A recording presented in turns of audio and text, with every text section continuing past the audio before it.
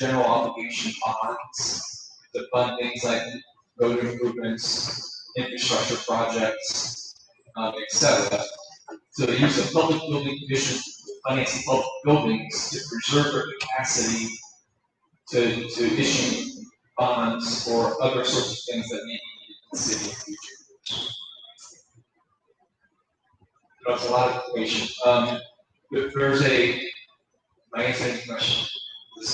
Okay, so you may say, well, and maybe there's somebody else who may want to ask this question at some point in that too, but a revenue source, right? So do any of you remember, and I'm going to ask this question for comparison purposes, do any of you remember the school project bond issue that was approved back in 2009? And the conversation about the state paying a certain portion of the bond payment, which they minimize or reduce the school's liability in terms of having to raise property taxes for the school project. If you do, something similar applies to hospitals. And this is not just a hospital here in Harrington, but it's all critical access hospitals. Hospitals get a certain portion of funding from Medicare. And so when we do hospital projects, Medicare pays a certain percentage of depreciation expense and interest expense associated with the project and the financing. So when we look at it and we run our cash flow models, I'll give you a hypothetical. If the annual bond payment is $1 million as an example, and the hospital gets 50% Medicare reimbursement, that essentially means that Medicare is going to pick up 50% of the bond. Okay, so then that means $500,000 to be paid for from other hospital revenues.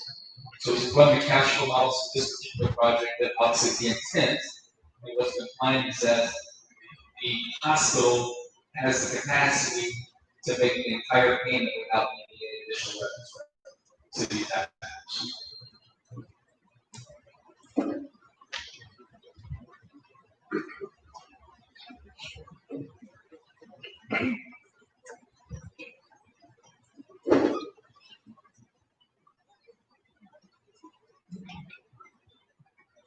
Right. We need to verify this one with our account. Like, I don't know, notify them or anything.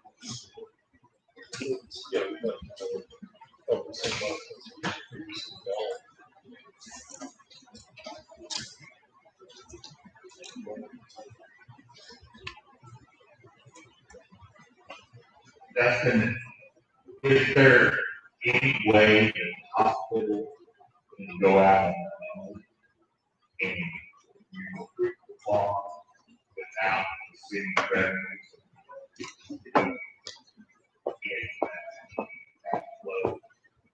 Yeah. Which I'm not saying not going to do that well.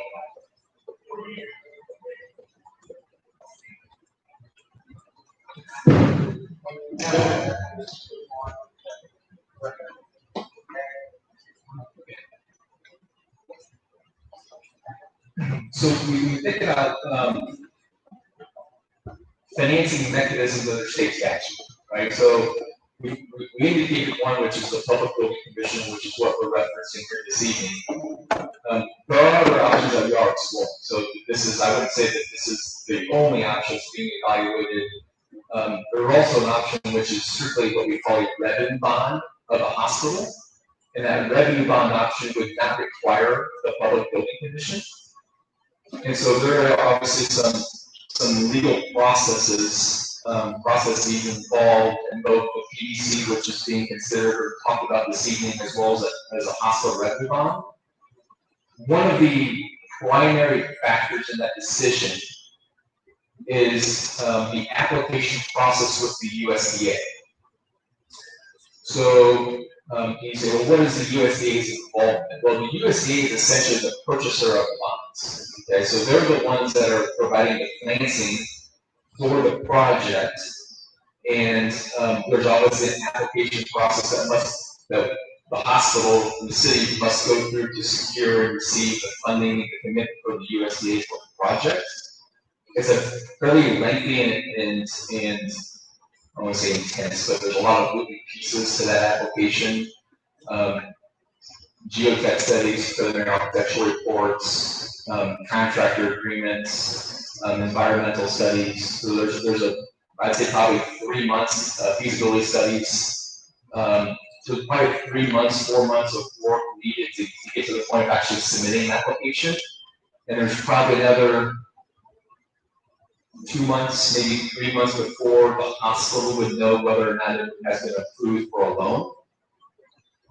If it were to be approved, let's just say that as approval was today, the hospital would be financing a project over a 35-year period at an interest rate of 2.125%. And again, the USDA is the source of where the funding comes from and the source of what is repaid over a longer period of time. The USDA may have some say in whether or not they prefer a PBC bond issue or if they prefer a healthcare revenue bond issue. So from a planning perspective, as we think about what the financing mechanism is going to be with respect to what the USDA is going to purchase, we're still evaluating, looking at both alternatives.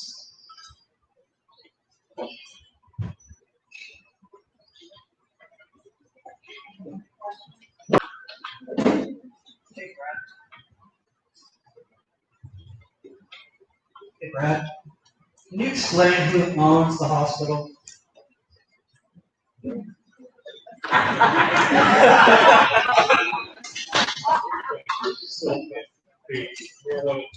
Microphone.